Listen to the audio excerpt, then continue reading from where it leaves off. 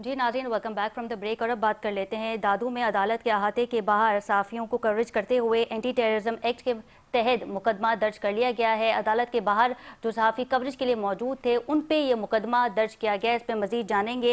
मेहर हमीद साहब हमारे साथ मौजूद है। बहुत शुक्रिया मेहर साहब आपके वक्त का। ये बताइएगा कि आखिर ये मामला क्या है और सहाफ़ियों पे मुकदमा दर्ज कर दिया गया है। जी देखिए, सहाफ़ी जब भी कोई इंसिडेंट होता है तो वो कवरेज के लिए जो है जाते हैं। तो सहाफ़ी जो है कवरेज के लिए गए थे और वो एसएस दादू का जो है मौक़िफ़ लेना चाह रहे थे।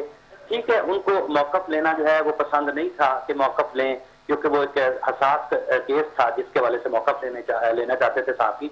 उसके बाद सहाफ़ियों ने वहाँ कुछ नारेबाजी भी की पुलिस के खिलाफ। उसके बाद जो है एसएसपी दादू जो है उन्होंने जो है एसएचओ को कह के जो सीनियर साथी हैं दादू के, उनके खिलाफ मुकदमा दर्ज कराया। ना सिर्फ मुकदमा दर्ज कराया है, दहशतगर्दी एक्ट के तहत ये मुकदमा कराया है।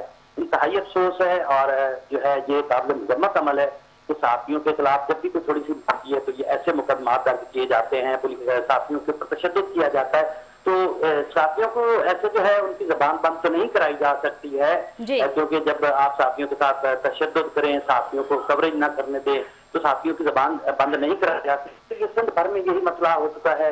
इस पे जो है वज़ीर आला सिंध और आईजी से फौरी तौर पर लेना चाहिए। और पंजाब में भी यही मसला है कि पुलिस जो है पंजाब में सहाफ़ियों पे तशद्दुद भी किया गया है। मेहर साहब ये भी बताइएगा।